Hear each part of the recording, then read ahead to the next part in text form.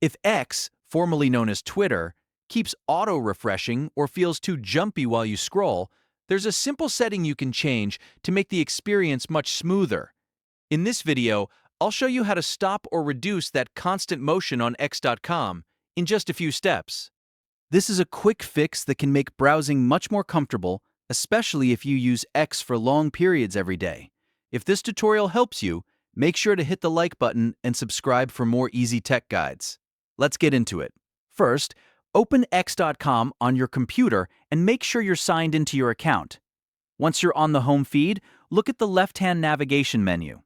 You'll see several options there, and the one you need is More.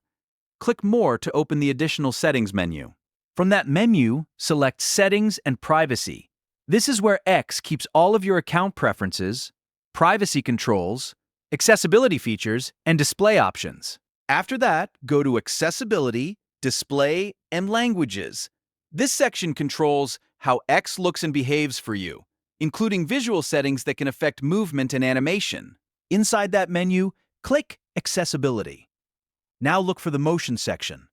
This is the part that controls animated effects and motion on the platform. If you want to reduce the constant movement and make the interface feel less distracting, turn on Reduce Motion by toggling it to the ON position. Once that setting is enabled, X should feel a lot calmer and easier to use. It can help reduce unnecessary motion on the screen and make browsing more comfortable overall. If you were dealing with the app feeling like it was constantly refreshing or shifting around, this is the setting worth checking first. And that's it. You've now changed the motion setting on X.com to help stop that auto-refreshing, fast-moving feel. If this video helped, please give it a like, subscribe to the channel, and turn on notifications so you don't miss the next simple tutorial. Thanks for watching, and I'll see you in the next one.